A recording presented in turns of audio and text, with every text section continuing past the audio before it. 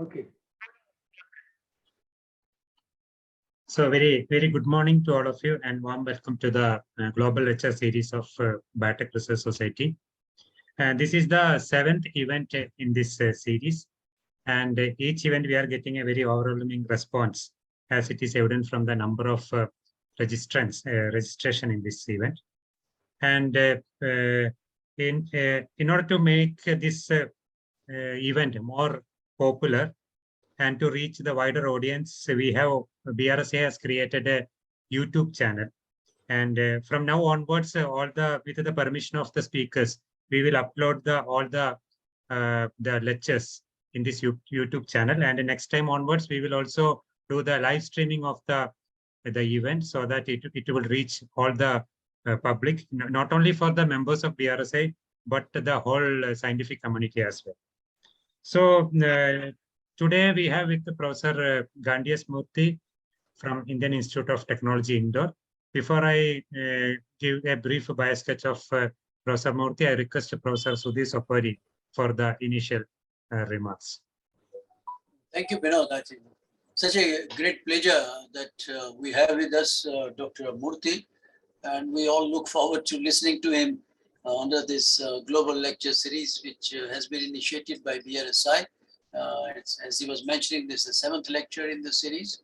Dr. Murthy has a wide experience, both working abroad and in this country on different aspects. And I was just seeing some of his publications also are in plant systems, which is working on strawberry and also in the tree systems and all that. I'm being a plant biologist that get attracted to these keywords when I go through these publications. But the topic of today's presentation is going to make is something which is very exciting. We really look forward to listening to your lecture this morning. Thank you once again for accepting to be part of this series. And I welcome all of you who have joined online in this series. Thank you so much. Back to Pinna. Thank you, sir. Now I will give the brief bio sketch of Professor Murthy. Dr. Ganti S Murthy is a professor in bioscience and biomedical engineering at the Indian Institute of Technology, Indore. He is the national coordinator for the Indian Knowledge Systems of Ministry of Education, operating from AICTE. He is also the founding head of the Center for Indian Scientific Knowledge System at IIT Indore. Previously, he was a tenured professor in Biological and Ecological Engineering Department at Oregon State University for 14 years. He is the co-founder or CEO of GRW Engineering LCC and currently serves as its chairman, Board of Directors. He has PhD in Agriculture and Biological Engineering from University of Illinois at Urbana-Champaign. He has a MTech and BTech in Agricultural Engineering from IIT Kharagpur and NERIST, respectively. Professor Murthy's group broadly focuses on developing sustainable solutions for the resource-constrained world. Sustainable solutions are technically feasible, economically viable, resource sustainable, environmentally conscious, and socially acceptable. Dr. Murthy's research is specifically focused on sustainable bioprocessing and engineered systems analysis. His group employs a combination of experimental and theoretical approaches to conduct multi-scale and systems-level analysis. They study the nutrient-energy-water nexus with a particular focus on building a resilience of agroecological systems to pulse and pressure disturbances. He is also the lead editor of the book Biomass, Biofuels, Biochemicals, Green Economy, System Analysis, and Sustainability. So with this short bio sketch, I request Professor Ganti S Murthy for the talk today. Professor Murthy, the floor is now yours. Yeah. Thank you so much. This is a wonderful opportunity and a big honor for me to speak in front of such a distinguished audience. And I will be sharing my screen in just a second. I hope my screen is visible to you all. Yes. Yes, wonderful. So, good morning, everyone. And I know that this kind of audience that we are having today is essentially a very big, you're all big experts in all parts of all aspects of biotechnology, biofuels, biochemicals, and all aspects of biotechnology research. So therefore, I wanted to, when I discussed this with Professor Ashok Pandeyji, one of the things I thought was perhaps we need to think a little bit differently, and then wanted to give you a different perspective today. So today in my talk, which is titled Transcending Sustainability, Insights from the Systems Analysis to Manage Resource-Constrained World. So I will be talking a little bit more about a different perspective than what you're probably accustomed to. And I will only very briefly touch upon the circular economy in the later last part of my lecture. But I will not discuss any technology specific details, because that part is something that we are all familiar with, and I'm assuming that the kind of audience that we have, you can actually the details of the technology, and I don't need to preach to you how and what technology details are. But I wanted to bring it very different perspective to this. What motivated my task, this talk, the title of this talk and this thing was that essentially when you look at things, we live in a constrained world. And that's a wonderful example of a terrarium on your left there, which essentially is what our Earth is. We are a closed system, essentially, with some input of energy from the sun for sustaining all kinds of life on Earth. And this has been going on for millions and, in fact, billions of years right now. And for all practical purposes, it's a even closed system from a perspective of this thing. So essentially, we are a constrained world. We don't really have, although we have started exploring other planets and things like that, but we can't really talk about that in a reasonably big way. So essentially, what we have is this pale blue dot that Carl Sagan referred to in one of his lectures, and then one of the beautiful pictures that Voyager spacecraft took from all the way from the edge of the solar system, and all that this whole Earth was basically a simple pale blue dot that could be visualized in one of the sun's rays that was there. That is essentially what we are. We are living in that bottle, essentially, that pale blue dot. And everything that we have is connected, and that's what we have. And then when you look at that, and then you look at how the humanity is evolving, how the human society is evolving, there are few things called megatrends. What are these? What do we call as a megatrend? Is something that has its life of its own. It's like a juggernaut that you cannot really stop by policy or small actions. These are things that actually drive the whole changes on the planet Earth. And especially when we look into the humanity as such right now, there are few 6 mega trends that I would like to talk about, and then delve into why these things are important when we talk about circular economy. So for example, the global population is one such big mega trend. Energy, climate change, the health, information, how information gets processed, accessed, created, and transmitted is one. There have been some fundamental changes, transformations that have taken place in last few decades, and that is a global mega trend that is going to come up. And then there is also this global order in which you're seeing the political and military power shift from different regions. That has been always been a dynamic thing. And then there are some major trends that are happening in all of these things. And unless we consider these global mega trends, whatever technologies that we are going to basically design or even do research into will be constrained by these megatrends. Therefore, it is important for us to consider these megatrends whenever we are designing these technologies or thinking of implementing them. So again, this is that story from Panchatantra, 6 blind men and the elephant, when each of them have a different perspective. And when you look at each of the men, somebody touching the tusk of an elephant, he will say it is something sharp. Somebody touching the leg of an elephant says it's like a pillar. And somebody touching the tail will say it is brushy, bushy and all that. And then somebody touching the trunk will say elephant looks like a big muscular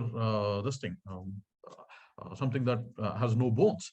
And when you look at this kind of description, they're not necessarily wrong, but then essentially what that is they each of them give only limited perspective.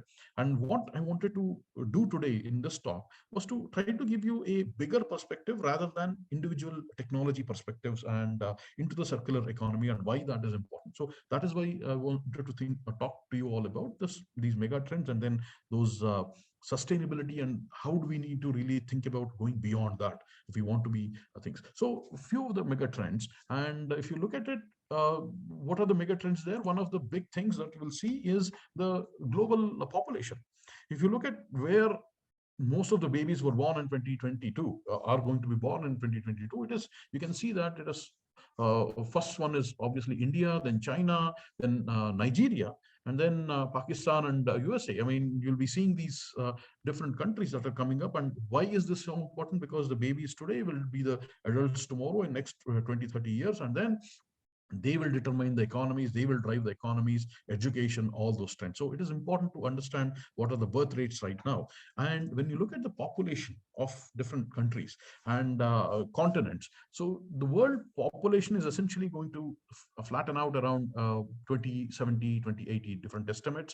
And if you look at different regional trends, you'll see that most of the Europe and Western nations, either the populations will decrease or at best stay constant, like in US and perhaps in Australia. But in Europe, Japan, South Korea, a lot of these very advanced economies, there you'll see the population actually decline.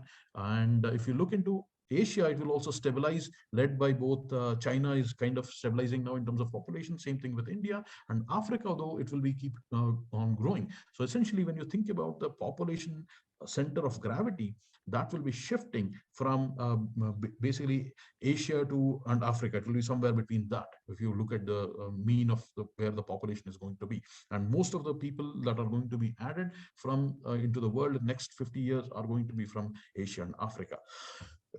What does this mean for us in terms of life expectancy? I mean, because that is also increasing.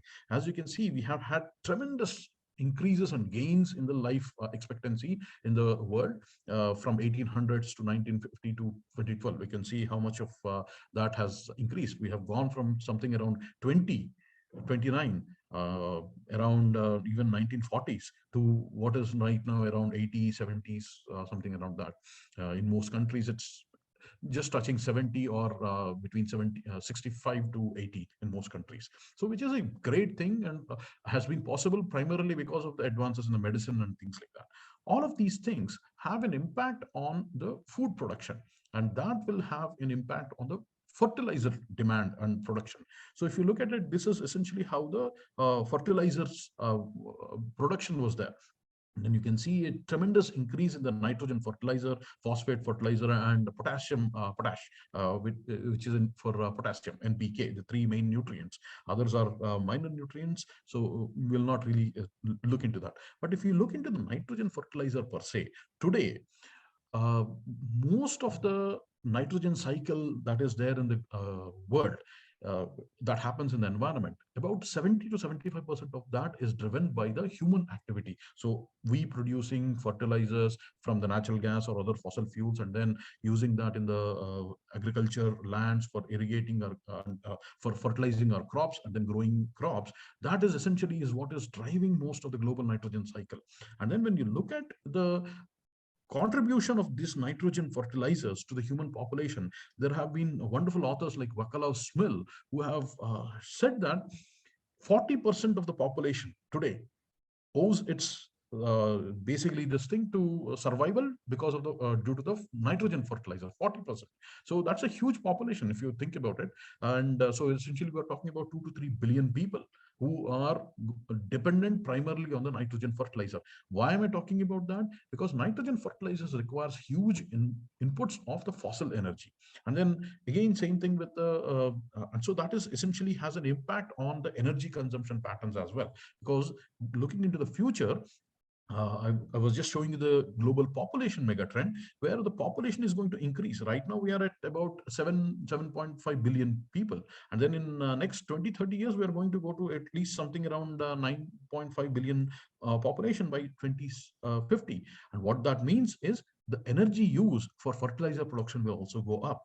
But then there is also another thing that we need to think about. When we use the fertilizers, about 2/3 of it, or about 60 to 65% of it, is wasted, is not actually used by the plants. So there is a huge scope there for reduction of these fertilizer usage without impacting our food production or ability to support human populations. Same thing can be said even in terms of the food wastage. Right now, we waste about 30% to 40% of the food, depending on basically what kind of food we are talking about. But fresh vegetables, milk, and all those things, we waste about 30 to 40%. In developed countries, it is at the consumer level, and in developing countries, mostly it is in the supply chain logistics. So, but overall in the world, uh, we waste about 30% of the food. Imagine what kind of resources go into it, and then what can be done by reduction of that. Why I'm going to talk about it, it will be very clear when I talk about the circular economy in a bit later. Now, these are also, when you look at the energy usage now, I mean, when we talk about the energy, we are talking about how is the energy mix going to change in next 20 to 25 years. So I had talked about that mega trends, and this is one such mega trend. Regardless of the big developments and investments that are taking place in the renewable energy and even in the biofuels, the way that the whole global population is growing, and then the economy position of the global population is increasing, because people are becoming richer essentially, and when they become richer, they will essentially also be equivalent increase in the energy demand. In fact, just to give you one fun fact, so to contribute $1 trillion to the economy, there is about the amount of energy in terms of a million barrels of oil equivalent is also equal to that. So essentially, if you have to think about it, $1 of economic contribution will be contributed by about, it requires about 180 milliliters of oil. So essentially, one big glass of oil for every dollar that is created in the economy. So what does that mean when people all over the world are going to become more richer and then more prosperous? Then that means even the energy demand will go up. And what are the right now, what is the most easily scalable form of energy? Essentially, that is energy dense and all. It is mostly, unfortunately, still is the fossil fuel based energy resources. And then there are again another work by Vaclav Smil, where he talks about energy transitions. So energy, civilization, and there is a book called Energy and Civilization that Vaclav Smil wrote.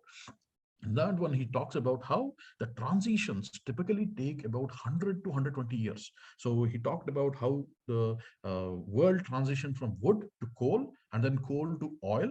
And each of those almost took about 100, 120 years. And similarly, what we are trying to accomplish is huge in terms of the challenges. So when we talk about replacing all of the fossil fuels with electricity, with renewable energy resources, we are talking about that having that change, which normally took the humanity about 100 to 120 years, to happen in something around 20, 25 years, which is a huge challenge and something we need to keep in mind when we are talking about the technology, especially when we talk about biofuel technologies. There is obviously the solar that is being scaled up, especially in Germany, India, China, and the US. They are scaling up solar photovoltaic energy resources, like I mean, in a very extensive manner, and which is a very, very positive thing. One of the, of course, each of the energy resources have their issues. Like, for example, the solar and wind have their intermittency problem, which causes the base load capacity to be installed, and often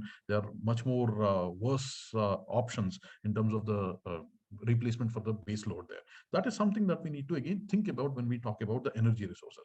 Now, if we look at the future energy demand and where is it going to be, then you will see that most of the energy intensive sectors are going to be there are 7 such sectors. In transportation, we are talking about road freight, aviation, and shipping. And then in the relatively in the industrial sectors, we are talking about iron, steel, chemicals, cement, and aluminum manufacturing processes.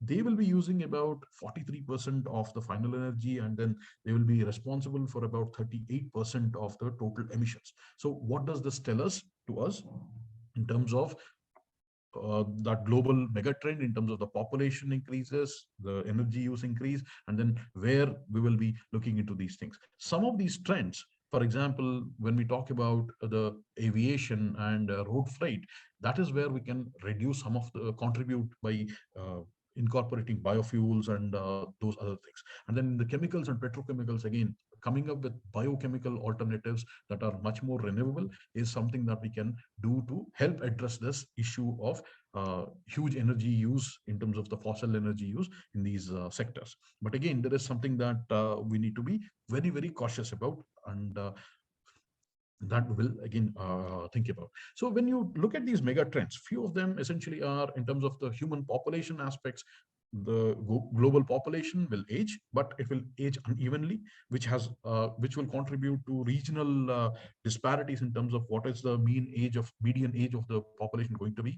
And also the health issues, the patterns of diseases are changing, and because when the population ages unevenly, the kind of diseases that are going to be there in a young population versus an older population is going to be different. And so essentially the patterns of the diseases will change throughout the world. And all of these will have, and then when you have a global population that is aging, then you also have a issue of how the consumption actually goes down with age after a certain age. So there is that thing that need to be thought about. So the global energy use actually may be decreasing even if the population is increasing. So there is a very interesting this thing that shows that the energy use is not really related to the global population only, but is actually much more correlated with the economics, and which drives the whole consumption patterns for the energy and all.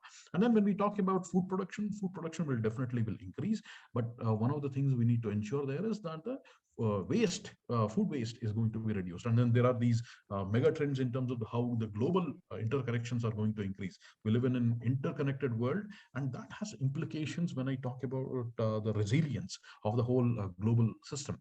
And then there is the shift in the global order in terms of Asia becoming more in terms of the population and all, and also the political power shifting its center of gravity towards Asia from Europe, from what it has been there for last 300-400 years. And then in terms of the resources, if you look at the scarce resources, whether we are talking about metals that go into electrical vehicles, or whether we are talking about fertilizers like phosphate rock, or whether we are talking about oil and water, fresh water, and even agricultural land, there will be increased competition. This is one of the mega trends that is going to happen regardless of what kind of local policies are going to be implemented.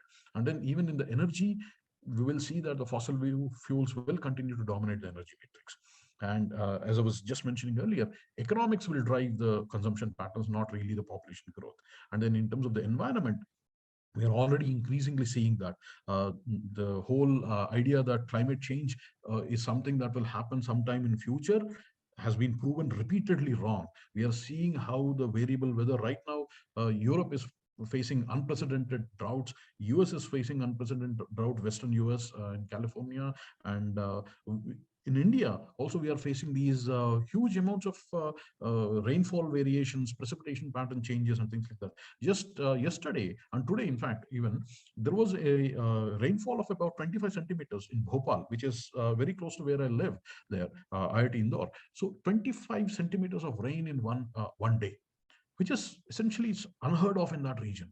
And that is something that has caused a lot of flooding and all in the city, and then electricity went out and all those issues. And in Europe, we are seeing that the whole, basically the river navigation in Germany would be shut down if it goes to, if the river level goes down by another 2-3 centimeters. And it's that close to, and then we are talking about how Lake Mead may not be able to supply water in Colorado to Las Vegas and those other cities there in US, in the Western US. And so these are all changes that are happening right now, and there is something that we need to do. And just additionally, because of the increase in the populations, there is also the pollution that will increase because of the increasing use of the chemicals. These are all the mega trends that are going to happen. Now, then the question arises: so can we have a unsustainable path that is sustainable? Because that is the whole point that we are talking about. We have already exceeded the boundaries of the planet Earth, in terms of whether we are talking about in terms of the climate change, in terms of the CO2, or whether we talk about nitrogen cycle. As I was saying, we have doubled and increased that, or increased it 3 times since 1900s. The amount of nitrogen that is circulated in the whole global nitrogen cycle, and the biodiversity loss is off the charts, as you can see from this article. And this article is already 7 to 8 years old, and you can see that we have things have actually become worse. There was a second notice to humanity that was published by scientists from about all the countries in the world, about 4,000 scientists, as a follow-up, 25-year follow-up to the first notice of to humanity in 1992. And unfortunately, the trends that they were talking about that were concerning the scientists still remain even in 2017. After that, also there were many publications that scientists are raising the awareness in different areas. And I think we need to be very cognizant of what those things are. And essentially, it is very clear from those things that the path that we are talking about right now, where we are talking only about supply substitution and not demand reduction. So what we are essentially saying, even when we most of the conversations that happen when we talk about bioeconomy or things like that, is I will replace the fossil fuel with this kind of a biofuel, or I will replace this plastic with a biodegradable plastic, or I will replace this fossil fuel based chemical with this bio renewable based chemical. But what we are not realizing is, unless we talk about demand reduction, this entire pathway that we are talking about itself is unsustainable. So we cannot just simply replace the fuels, fossil fuels, with the biofuels and then expect that the whole pathway will become sustainable, because the trajectory that we are going on because of the global mega trends is itself unsustainable. So we cannot talk about sustainability when the whole trajectory itself is unsustainable. It is in that thing that in that context that I want to again refer back to Panchatantra, the lion maker story, and the Hipparchus oath. First, do no harm. First, whatever solutions that we are coming up with, we need to be very cautious and careful that they do no harm to the overall planet as such. And then that is where we will need to be thinking about different aspects of sustainability. So typically, this is the industrial ecology discipline. They talk about 3 aspects of sustainability: societal, economic, and environmental aspects. And they talk about different, basically these 3 trifold metrics of sustainability, very famous aspects of how we define sustainability. But then there was a philosophical question raised by Dr. Benson and Dr. Craig in a society, basically in a policy review paper, where they talked about, is this the end of sustainability? Is there an end of sustainability as a concept? Because especially when you look at these trends and things like that, it becomes very apparent that it's not sufficient to basically address the challenges, existential crises that we are facing as a humanity. And then, therefore, then comes the another concept of what we call as resilience. Resilience is a concept that essentially is very, very, very familiar to all the cultures across all continents. Whenever you talk about a traditional culture and the practices that are embedded in the traditional cultures across all continents, they are resilient. And this is where I would refer to a book called Anti-Fragility by Nicholas Nassim Taleb. He is a risk management professor of risk management or risk analysis in New York State University. He talks about this. One of the things that he talks about are, see, if you have a system or a tradition or a custom that has survived long enough, there are systems where the survivability goes down with age. For example, I, as a human being, my survivability will go down with age. So essentially, if I'm saying that I'm living in 2022 now, in 2023, the survivability of me as a human being has reduced, and it will keep on reducing till the end of my life. But then there are some traditions which are made of the human systems, made of human beings, like cultures, and then the practices that are embedded there, which have the opposite effect, where the length of practice of these cultural practices actually indicate that they will be surviving longer. So essentially, it is like saying, if a practice in a tradition or a culture has survived so long, it has got its value. Therefore, the likelihood of that continuing in future is actually going to increase. So this is, he calls it as a Lindy effect. And a lot of the practices of many cultures are actually part of, you can explain with that Lindy effect, or it is essentially what is known as resilient, this thing. Essentially, what is resilience? It is the capacity to persist in the face of change and be adaptive to ever-changing environments. And what is this kind of resilience thinking? So if that is the concept of resilience, what does it mean in terms of to be having this resilience thinking? So essentially it is to understand that there are going to be, whenever we talk about natural systems, especially on the planetary scale, there will be situations where we will have a period of gradual change, and there will be interspersed with abrupt changes. For example, last 70 to 120 years, in the whole planet Earth's this thing, we have hit that what we call as that evolutionary jackpot in some sense, because we had some of the best monsoons, best rainy seasons across the world, whether we are talking about Western United States or whether we are talking about India or Europe. And if you look at the average climate of these regions, if you going back to 1,000 years or so, it was not as wet or as nice, warm, without any deviations up or down to the higher or lower side of temperature scale. It was very mild temperatures as what we have seen in the last 100 years across the world. And that combined with the technological advance, all those things meant that we are essentially having this whole one of the most favorable climates essentially for human growth and civilizational advance. But this may or may not persist, and we are seeing the first signs of those abrupt changes right now in last I would say half a decade to decade or so. We are seeing these weather variability increases, and these are the things that are happening.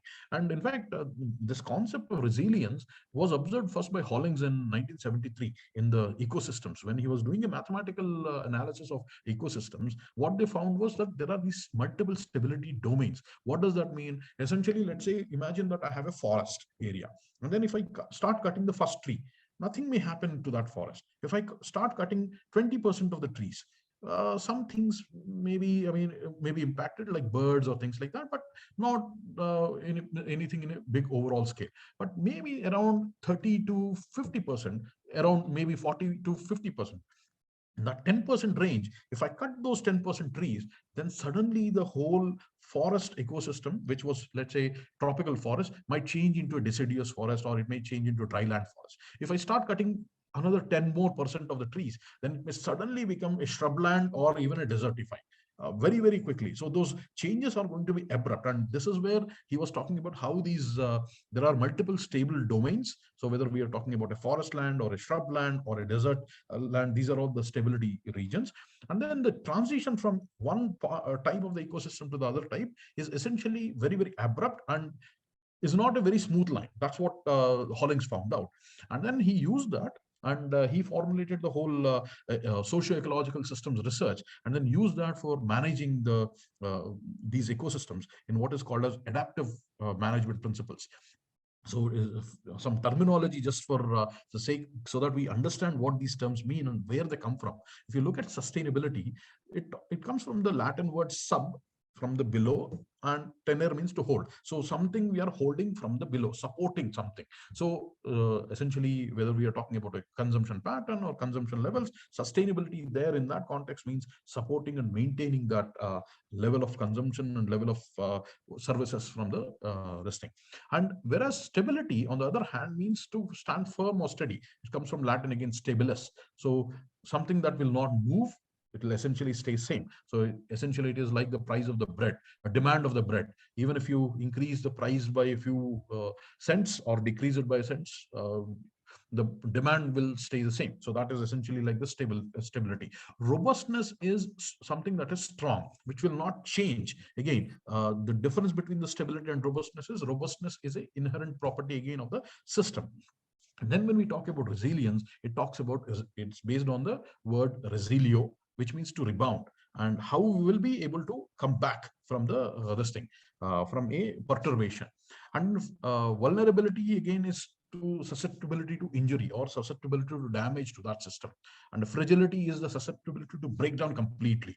And so graphically, you can see that the difference between the stability and then the robustness. So stability is how we can maintain the response of the system within a band. So essentially it is standing firm or steady. Whereas robustness, if you push the system out of the that bandwidth, again, it comes back very rigorously and then doesn't move too much. Whereas vulnerability is the ability to endure, and resilience is, as we said, rebound, ability to rebound. Now, there are these adaptability, transformability, and when we talk about resilience, essentially this is what we talk about.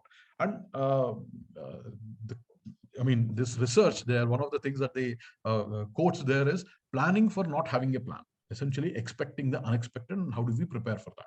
And Carpenter et al. And Lebel, they talked about resilience and asked a very, very fundamental question: resilience of what, for what, and for whom? Because whenever we talk about resilience, we need to be thinking about what aspects of systems do we want to make resilient, because there is something called a law of conservation of resilience. And what that means is the amount of resilience that we can incorporate into a system is and the fragility is actually constant. So robustness and resilience often are they're confused, but essentially they're not really the same, because there are uncertainties when you talk about resilience which are not necessarily present when you talk about robustness, where you draw your system boundaries, and then what kind of feedback mechanisms you have in the system will determine what you're talking about. And then how can we measure resilience? There are many qualitative and quantitative methods.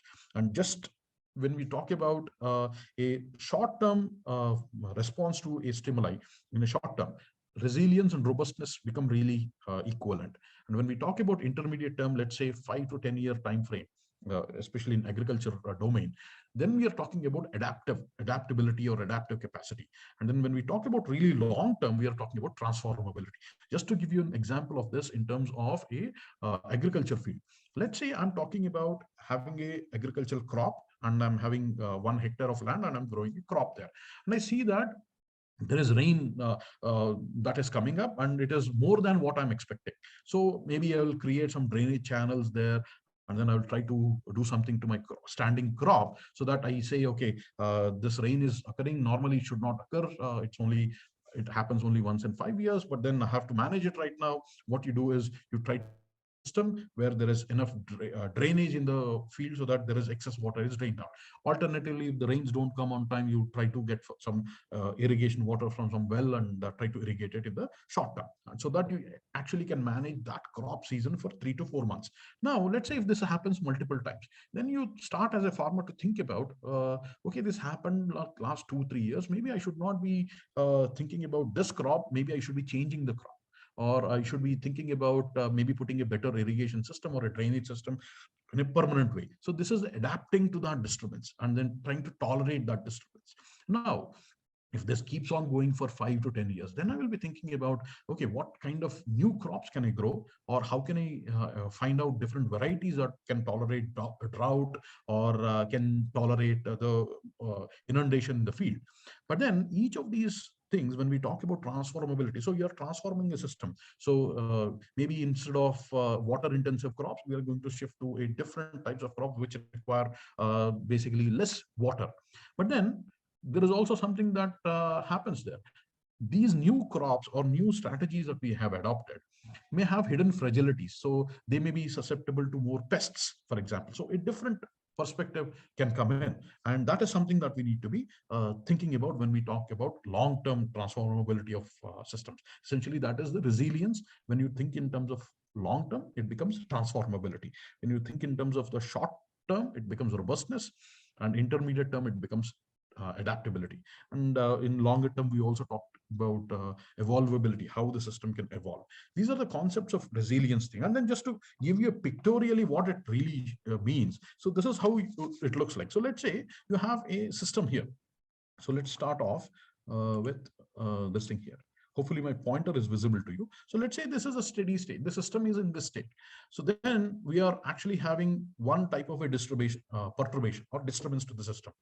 This is a cartoon view of the system. So this could be a farm where your perturbation one could be some kind of a pest that is coming in, or it could be water deficit, or it could be excess of water.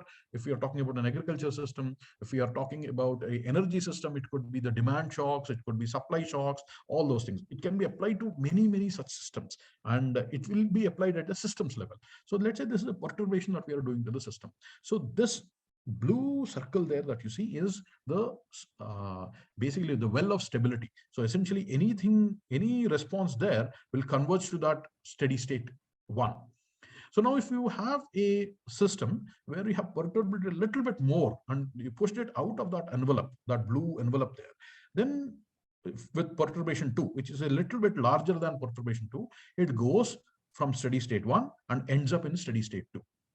So then what we can say here is this system, and then if we push it even further with a larger perturbation, then it may just go up to some other system. It becomes some other system in steady state 3.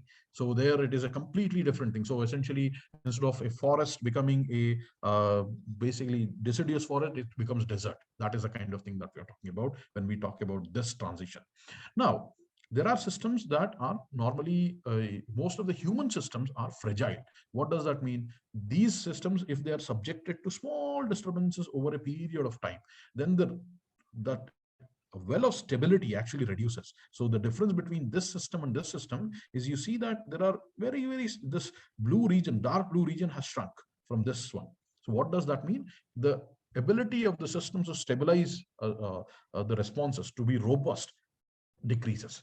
And so it is like if you take a glass, right, and you take a glass and you start hitting this,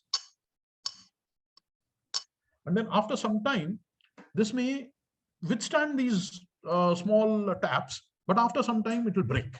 Why will it break? Essentially because the system is more fragile. It is accumulating all those shocks, and then the perturbation 1, which earlier used to land it into the stability steady state point, now if you subject the system to the same perturbation, it will end up in a change system, totally different. The glass may break. So you will see that with a piece of metallic wire, we have that experience, right? We move it, when you move it multiple times, each move may not break it, but after some time it will break. Even you have a metal wire, and that is because there is fatigue that is developing in the system. So that is a fragile system.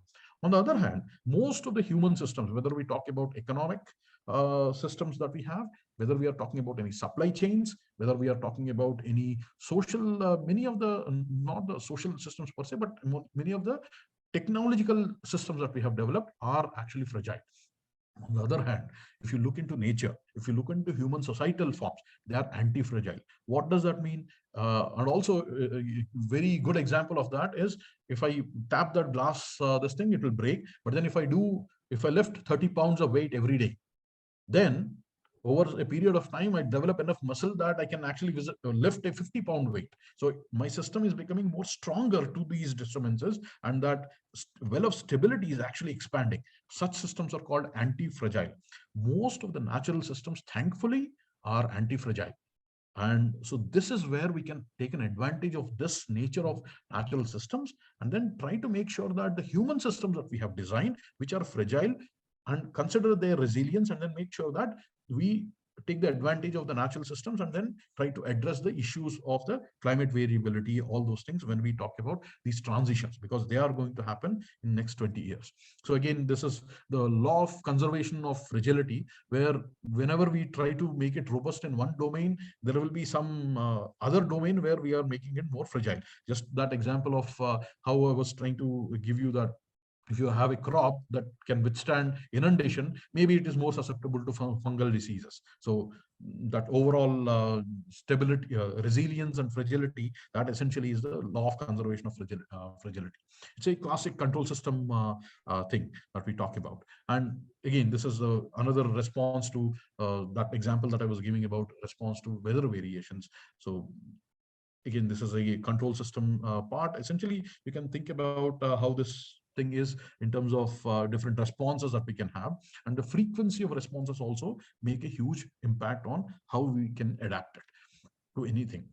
And then these kind of analysis have actually been done. And if you look at the some of the 2008, 2007, 2008, that financial this thing whole basically the global financial crises that we had, energy crisis we had, food crisis we had, essentially it is like interaction of these technological systems which were fragile, and when they interacted in a negative way, essentially they reinforced each other's vulnerabilities, and then we had that crisis. And unfortunately we are right now at the precipice of such crises right now.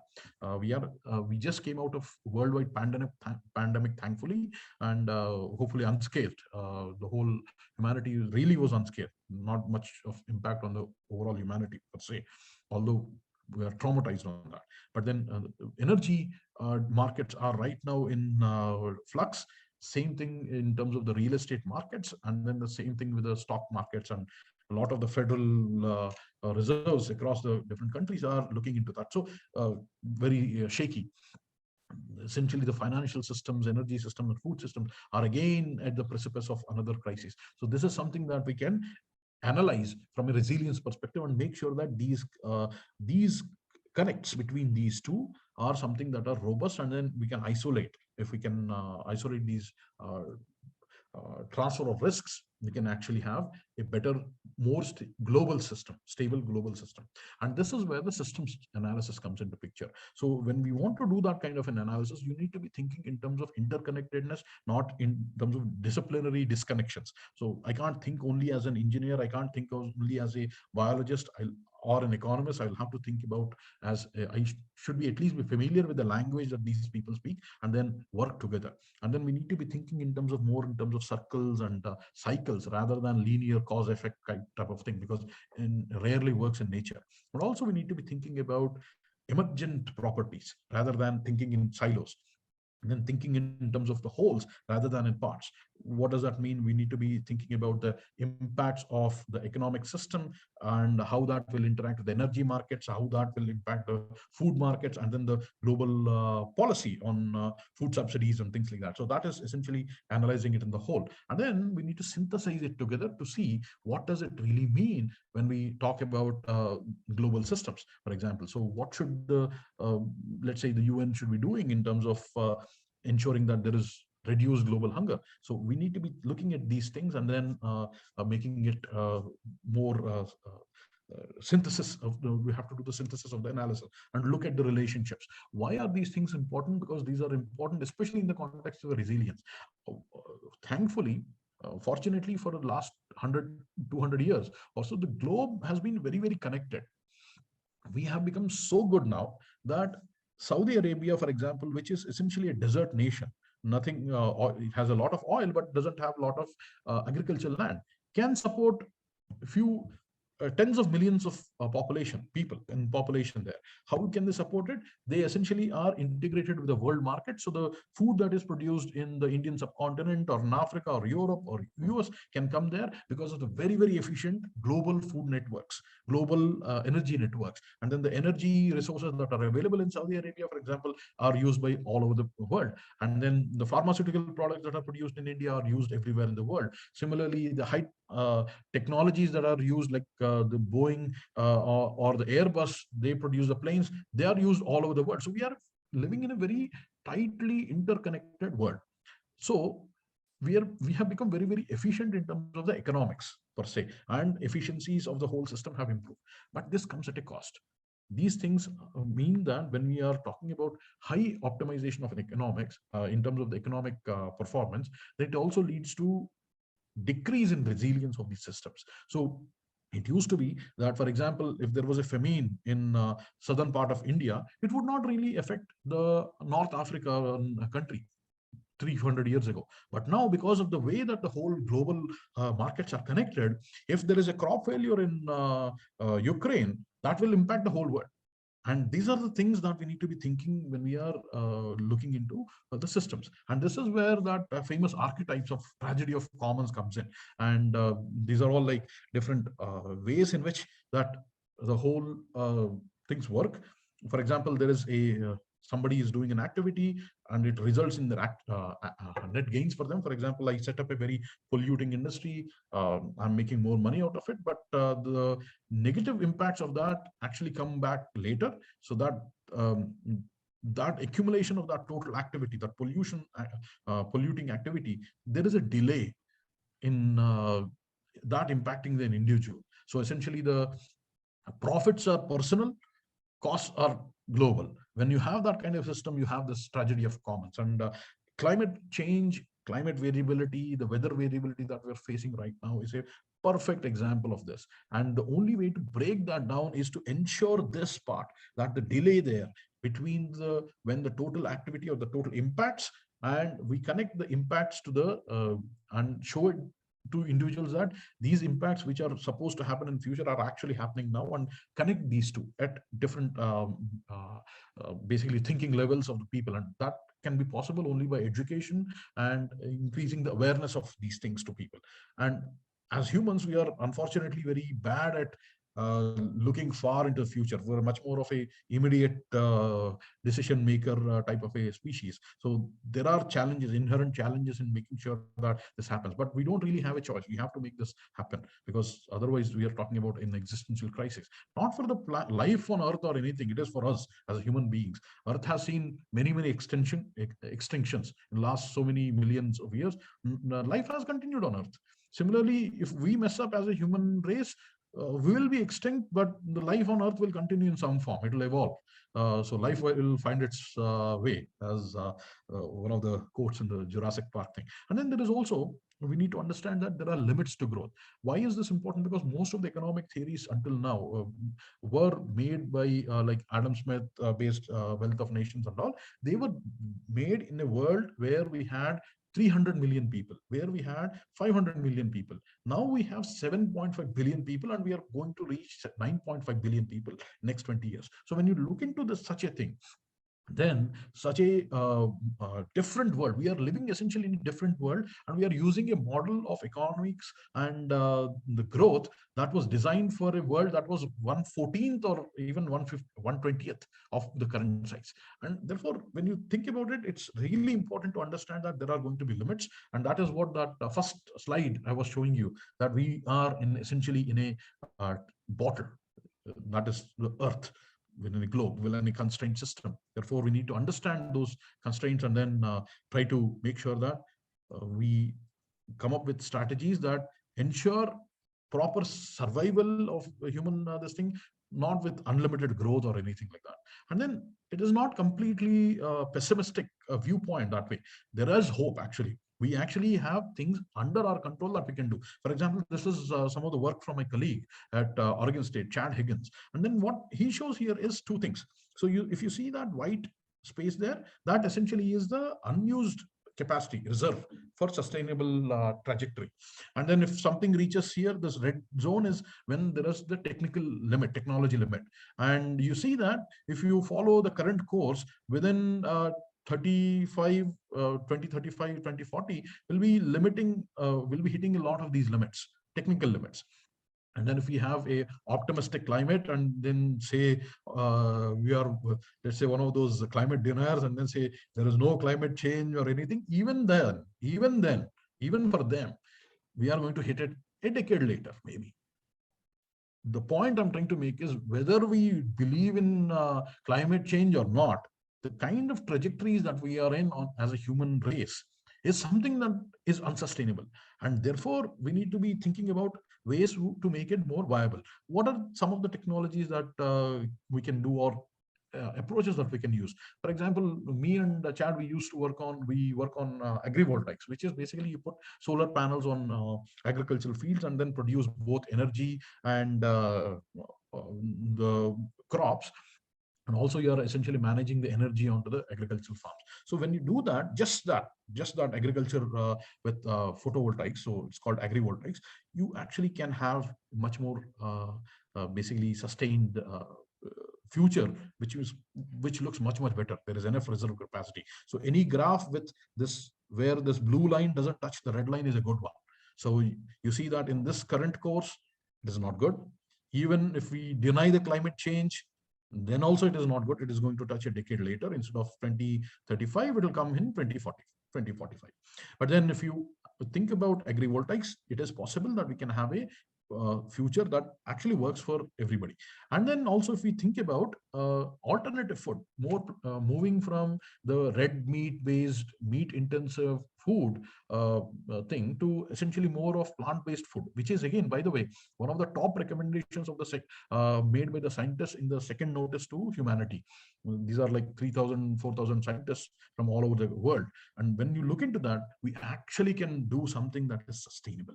And that means we will be on a trajectory that actually can sustain. We don't have to talk about inhuman strategies like depopulations and all that. We actually will be able to feed 9.5 billion people in a sustainable way. There is method, but one thing we need to talk about is demand reduction. Unless we talk about demand reduction, we cannot only always be emphasizing the supply side of things without addressing the demand side of things. And then all these additional approaches need to be taken. And so I'll finally end with two more slides. Whenever we with questions, because I know you all know what the circular bioeconomy is and all those things. So I want to leave you with a few questions. So whenever you think of circular bioeconomy, please think about what are the primary constraints. So what are the constraints on energy? What are the constraints on the water? What are the constraints on the land, nutrients, those kind of things? And then what are the secondary effects going to be? So whenever this is a classic example, when you think about anaerobic digestion of food wastes. So yes, if you digest the food waste, there is going to be enough green biogas that is going to be produced. But what is the cost of that waste? It is coming from a hugely wasted food resource. So by increasing this waste food based bioanaerobic digesters, we are really talking about, when you look at that whole secondary effect, it is actually not a good thing. We should be trying to make sure that that waste is reduced as much as possible. And then what is the feasible scale for bioeconomy? Because most of the feedstocks for bioeconomy, when we think about it, they are distributed. So we need to be thinking about the scale. And we need to look at each process step and also worry about the whole process from a economy scale. So even if the process step may be feasible, does it guarantee overall feasibility of the circular economy? That is something we need to be thinking about. And there are 6 criteria I will leave you with for evaluating circular economy. One is you need to look at the technical feasibility of that. And there are various aspects of the technical feasibility: schedule, resource, human resources, and all that. The second aspect is to look at it from an economic viability perspective. Then third point is to look at it from a resource sustainability. Resources, by resources, I mean water resources, land resources, nutrient resources, and any other metals or things like that. Environmental impacts, what are the environmental impacts of this process? And it has to be socially be acceptable. Otherwise, it's not going to be adopted by the society. And then finally, one more, normally I do talk about these 5 aspects, but then the 6th criteria, whether this whole process that we are talking about is going to be resilient, because the future that we are having right now, I'm not talking about 100 years later, I'm talking about next 5 years, 10 years, 2 decades, things like that. We need to ensure that these strategies that we come up with are going to be resilient to the variations in the weather and things like that happen. And more specifically, when you talk about biofuels and biochemicals, we need to again think about what is the capacity of production and what is the scale of production for the technology, and what is the energy density in the fuel that we have. What kind of resources does it use? What is the opportunity cost? So if I'm going to replace the food crops with biofuels or those kind of things, is something that we need to think about. Environmental impacts. And this opportunity cost is going to be very, very important for all researchers who are working in biochemicals area. Because if you look at the petrochemical refinery industry, 85% of their profits come from petrochemicals, and 15% come from their fuels. But then if you look in terms of volumes, it is the other way around. 85% of their volumes are actually in the fuels, only 15% are in the petrochemicals. So essentially those petrochemicals are those like those golden eggs. So essentially, so they will be trying to that duck that lays the golden eggs. So these industries will try to protect that market So you need to be thinking about the opportunity cost whenever you think about biochemicals and bioplastics and those kind of things. And whenever we talk about waste-based feedstocks, again, we need to think about what is the opportunity cost there, and scale at which this is feasible, and the economics of it. That is also what I mean when we say opportunity cost there, and environmental impacts. So I want to leave you away with three takeaways. First thing is that the global megatrends will determine the future of the humanity. And the circular bioeconomy that we talk about will operate within the constraints of these global megatrends. There is no way that we can come up with any technology, any process, or any economic policy or a political thing, or whatever we do. We have to basically operate within these constraints that are imposed by the global megatrends. That is because we are in a finite planet. And therefore, we need to be cognizant of these bigger upper limits that are imposed by these megatrends. And then those 6 criteria that I mentioned are something that you can use. Perhaps you can think about using them to evaluate a process of technology whenever you talk about circular economy. So these are the 3 takeaways that I will leave you with. And I'm very grateful to BRSI for inviting me for this global lecture series. And thank you so much. And I will take any questions if you have here. Thank you.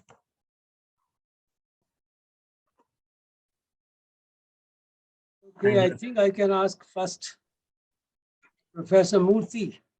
Please, sir. It was a fantastic presentation, and I never realized that you will talk these things so nicely. It's very, very interesting. Tell me one thing. Yes, You please. showed about the population growth, which is not even in the world, although it's a global situation. But will there be time in future ever, because of globalization, the population will migrate in such a manner that there will be uniform density or not? What is your model saying about this?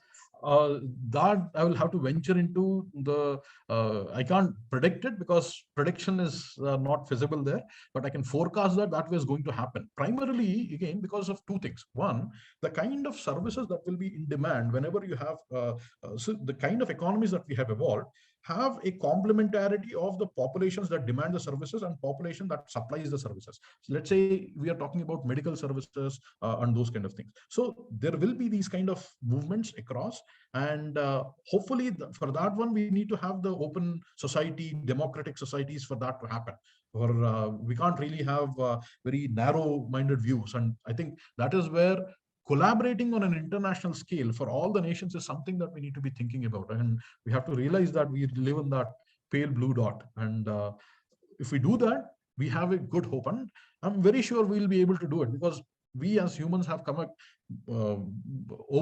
basically overcome many more substantial challenges. This is something I think we should be able to do that as well. I think this kind of analysis and study, what you are doing, what you have presented, is very, very relevant in future, going to be very relevant in future. All the best. Thank you so much. Thank you so much. Namaste. Professor Sopori, you can take over. I had just a couple of queries. As you mentioned, Dr. Murthy, Professor T.P. Singh was mentioning a wonderful lecture. I think this is something we are not used to, getting into this broader perspective of what's going to happen in this global scenario in future. We started with a lecture from Professor T.P. Singh where we were talking about single proteins, the structures of those proteins. And from that lecture onwards to the sustainability of agriculture in a very different ecological perspective, which you brought out. I think that's the beauty of getting into this global lecture series. We get to listen to all the experts. I think I will have to re-go through your lecture once again to understand some of the things and go to the original publications, but it was really wonderful. 1 or 2 points which I have. One thing I was wondering, can we predict uncertainty with certainty? So that is one thing which I have. The second one, which I was talking about in your system thinking, what is the difference between interconnectedness with relationships? Are these 2 different things altogether, or they are more or less giving you the same impression, or similar data will emerge out of it? So these are the 2 points which I have. Thank you so much, Professor Suporiji. So the first question in terms of the uncertainties, there are two kinds of uncertainties that we normally talk about. One is something that is inherent in the system itself, that makes the system unpredictable.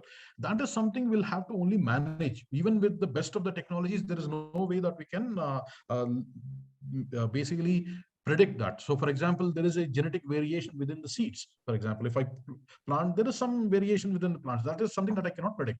But then there is a particular type of uncertainty which we can predict and then bound them. So that is something we can prepare for. Again, these are all the so there is this type of uncertainties that we can predict, and then there are system uncertainties that we cannot predict, but we can only bind them to a narrow range so that we can manage it. So in terms of uncertainties, that is essentially the best that we can do. And there's a lot that we can learn from the process control systems literature into this control theory into in managing these things, because for all the human systems, that essentially control systems also deal with a lot of technological systems and a lot of our economic systems, and those kind of things we can manage it and predict it, and then do a good analysis and then be prepared for that. But then for the natural systems, we only can hope to manage it. That's all we can do. Many climate models, yes, many climate models which have predicted the 2050 or even beyond. Yes. Publishing in Nature and all that, they can say that this might, we don't know whether that would be, Yeah. but that prediction is that this is the kind of scenario which will change and how we should get ready for that system. And that's a very important point that you made, Professor Poriji. You see, in individual model per se, when we're talking about climate change, it may not be very accurate. But then when you look at the ensemble of models, the trends that they predict are going to be accurate, and then it is the trends that we need to look at and then prepare ourselves for. And then realizing that the trend, or when we say that there is going to be 1.5 degrees warming, it is not going to be that 2049 it will be the average global temperature will be 25 degrees Celsius, and then in 2050 it will be 26.5. It is not going to be that. We'll see all kinds of variations like what we are seeing right now. All of these things, overall it will move to the higher, warmer planet. So that is, I think, the one thing there. And then your second question about interconnectedness and the relationships. So there is a very slight difference, notional difference there. In the relationships, we are essentially talking about where the systems are interacting in some sense. There is a relationship. One is increasing, so other will simultaneously increase with it. Whereas in the interconnectedness, we're not really talking about that. There could just be the interconnections, not necessarily things that are rising. So the difference is very, very small. And for general purposes, it can be thought of as. Thank you. Thank you so much. Thanks for your presentation. Professor Ganti, I am IS Thakur. So how are you? I'm just fine. Thank you so much. Excellent presentation. Continuing to the Professor Sapuri's questions. Really, there are two different types of this climate problems. Understanding resilience is one of them, and the mitigation strategy. Actually, I like to know that if you want to understand the resilience problems and how to go for the climate problems, understanding the resilience, and the parameters, what are the different kinds of the parameters that you are, in fact, one can use it for the understanding the climate problems and the resilience problems, and how far it is successful also? So resilience is something that engineers have looked at for quite a bit. In fact, and then there is another concept called reliability. So resilience and reliability is something that have been looked at, and especially the ecologists have looked at resilience in a much more deeper way. Basically, reliability has been looked at by the engineers in a deeper way. So the resilience, when you talk about resilience, there are methods to quantify it. It's a difficult thing to quantify, but it can be quantified. There are qualitative methods, there are quantitative methods to do that. So for example, if you talk about qualitative methods, you can say, how is the system responding in terms of qualitative aspects? But then if you talk about quantitative measures, you can actually see what is the delta, what is the perturbation I have done, and then how is the system responding. So again, it uses the classic basically step input responses and those kind of things to quantify it, mathematically speaking. But again, whenever we try to quantify a natural system or a very complex system, it becomes limiting in its own sense. So again, when we look into these measures, we'll have to again use multiple measures to understand the system properly. So how reliable it is for the changing climatic conditions from place to place? It is very, very reliable. It is very reliable.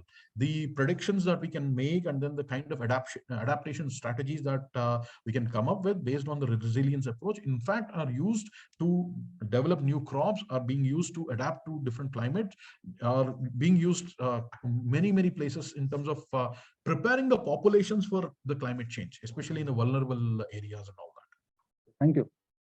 Yeah, UN, most of the UN things, they will be incorporating the resilience into that. Nowadays, disaster planning has moved from disaster response to resilience. Professor Murthy, there is a question in the chat box. Oh, okay. Can I send invite? Yes. Yeah, Professor Murthy, wonderful, very good presentation. I'm very happy to. I was just having like you said regarding the sustainability, or you can talk about the what you call circular economy. Certain parameters are. Does it also take care about life cycle assessment? Yes, it does. In fact, when we talk about environmental impacts, a subset of that is essentially your life cycle assessment.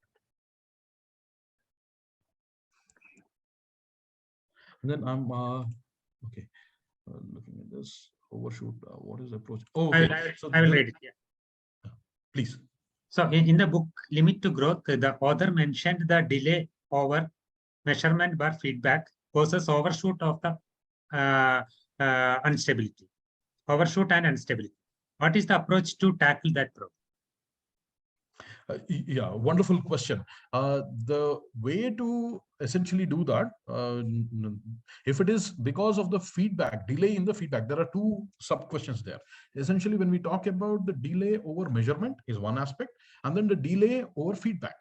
If it is a delay of measurement, one thing that we can do is essentially we can employ more resources so that we actually monitor and measure the systems in real time, so that we can get those measurements in real time. So let's say you're looking at environment ecosystem damage. Rather than go there after 5 years and then find out that it was damaged, we can employ more resources to monitor them in real time, for example, through maybe satellite monitoring or things like that. So that way we'll have measurements, so we'll have information to tackle this. So that is one approach. But then on the other hand, if it is a problem with the delay in the feedback, which is inherent into the system. So sometimes what happens is, it is like saying that I have eaten bad food poisoning case. So I have eaten bad food and then I'm okay for 2-3 days, but then on 4th day, I start having my stomach problems. So that delay is something is systemic there. There is not much we can do about it. Only thing that we can do is we can create some models, mathematical models, and try to understand that and prepare ourselves for that kind of a thing. So that is the limitation of basically the approaches whenever we look into delay in the feedback. But then delay in the measurement is something that we can address by employing more resources. Professor Michael Sir has a question. Professor Michael. Hello. Hello, Michael. Hi, good to see you. Nice to see you. Very nice. Thank you very much for this really important perspective. And, you know, my nature is to disagree with people, but in many discussions in the past, I could not more agree with everything that you said. And you really pointed out the very nice global perspective of the problem. So while I agree with everything you said, it leaves me at the same time hopeless, because essentially I can understand how a global system evolves to be globally active. And as you pointed out correctly, or I completely believe what you pointed out. So what got lost was the resilience of the overall system. But I cannot see how we could change that global problem, because what we can do is always little things somewhere. But since the resilience of this system is not there, by changing little things somewhere, we might bring it to a crash in a way that we don't want. And there's no one overlooking it because there's no global power, right? Yes. So there is one hope, though. I mean, it's not, I mean, I agree with your assessment there, but it looks very hopeless. But then there is actually some very big value in trying to that statement that they say, right? Think globally, act locally, kind of a thing. So we need to be aware of these things, but make sure that the local practices, local things that increase the resilience at a local scale will be implemented. One thing, the primary thing that we need to be thinking about that when we want to increase the resilience of systems globally is we need to shed our obsession with increased GDP as a measure for the well-being of the humanity. That has to be stopped. Unless we do that, and then we think about other measures for our happiness, because just increasing the GDP today is the metric that every government is pursuing. Unless we make sure that that is not something to be pursued, but something, I mean, you can, like, for example, Bhutan talks about gross national happiness as an index for their development of the country. And I think we need to be, there are, again, kind of budding movements where they talk about degrowth, stable growth, not always infinite growth type paradigms. I think we need to start there and then also influence that part. And then automatically when we do that, essentially what that brings, why am I talking about that degrowth thing, is because whenever we talk about growth, then we are essentially talking about increasing the revenue from the limited inputs. Whatever inputs, we want to maximize the outputs. That is essentially the whole economics way of dealing with the growth and all that. So what that brings is it removes the redundancies that are present in the system. So what happens is, if I have, let's say, if I'm storing wheat for 2 months in my home, that becomes a economically not a good choice, because I can go to the market and buy it right now. So then it says, okay, why do you need to create that storage space in your, buy that new containers to store the grain in your home, when you can buy this thing, bread every day? But then what that has done is that it has made me dependent on the store, and therefore I'm losing the resilience, the capacity to respond to a natural disaster, let's say, and for some reason there is the whole that local store was shut down for a week because of some landslide or something that happened, roads are cut off, then I'm starving. So earlier I could, so there was redundancy built into the system. Therefore, I was able to respond to even, so again, to give you another classic example, if I had if nature was thinking like an economist, it would say, you better go to a dialysis center and get the blood purified rather than have 2 kidneys. Even 1 kidney would be this thing. They would say, why have 2 kidneys? One will be good. And then they will say there is a 10% saving of cost. You go to dialysis center and get it dialyzed. And but then nature is not like that. So it is again that anti-fragile thing that is built into earth, I think. And then, as I was mentioning, alluding to earlier, a lot of the local traditional practices of our societies pre-industrial age are actually resilient. Those people had to prepare themselves. Nobody was going to give them the food or anything. They had to be thinking about resilience. And if we can actually bring those back culturally, and these practices are there everywhere in the world, in every society. This is not limited to one part. It's there in every society, because that's the way that humans used to live for most of the time. And if we can bring those things back and then make them much more acceptable and things like that, I think that's something we need to be, we can have some hope there. And it's again connecting to a cultural roots, that something is palatable to many people. And yeah. Thank you. So if I two things: stop obsession with our growth thing. Second thing, think globally, act locally, by again reconnecting to our cultural roots. So like by building resilience in small entities, the entire system has the hope to become more resilient. Exactly. Okay. So many more questions. We have to meet for tea and to discuss further. Oh, yes.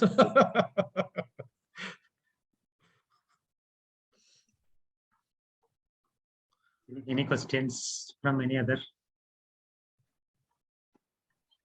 participants? Any questions?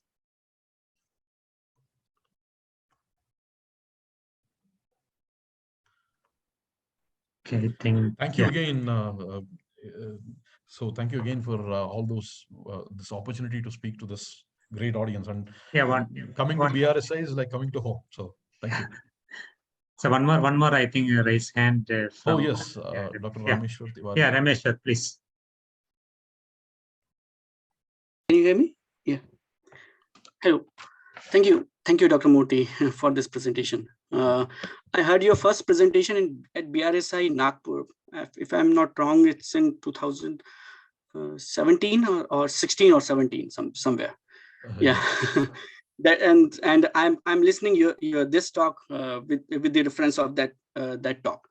And that talk was on the cost of the bioethanol, which is produced in the biorefinery, and how it has to deal with the global crude oil price. So from that 2017 to now 2022, it is from the sustainability and resilience how we could make. So just it's not a question. Just I want to raise my view that you referred Panchatantra many times. So without Vasudev Kutumbakam, how is it possible? Yeah, it is not. That is why I was saying repeatedly that we need to be thinking about this globally and collaborate and think about that pale blue dot analogy. We are living on that one small earth. We are a speck of dirt in the whole universe. We don't matter to the universe. We matter to ourselves. And again, I was also saying, mentioning one more thing, that the life on earth is not in danger, has never been in danger, even with all the climate change. Yeah, there may be another extinction that we are bringing up, and we as a human race may be wiped out, but life will continue in some other form. And it will continue as long as there is sun and earth is going on and everything. So it is us. I mean, I think the reason I'm bringing that up is perhaps by bringing that selfish motive, we can bring the humanity to come up to do the right thing. Thank you, sir. Thank you very much. Professor Sopari, you have any final remarks? Nothing specific. Once again, thank you, Dr. Murthy, for wonderful lecture, nice interactions. And these interactions have been very profitable because the questions, the way you answer has given us a little more clarification on many things. So it was wonderful listening to you, and look forward to personal interactions in future, some other meeting. Hopefully you are coming to Guwahati. I am coming to Guwahati. Okay, so yes. I'm also personally coming. Hopefully we'll meet you there in Guwahati. Definitely. We'll see you there. All the best. Thank you so much. Thank you so much. Namaste. Thank you. Yeah, thank you, Professor Sopari. So once again, thank you, Professor Murthy. This was a very wonderful, insightful, and very thought-provoking talk. So we really enjoyed it. And once again, thank you on behalf of BRSI, members of BRSI, as well as my own personal behalf. And I also thank Professor Sopari, Professor T.P. Singh, Professor Ashok Pandey, all other members who attended this event. And the next event in this series would be on 24th September by Professor Alok Dhawan, Director, Center for Biomedical Research, Lucknow. So we look forward to see you all on 24th September for this event. So thank you once again. Thank you very much. Thank you all. Thank you everyone. All the best. All the best.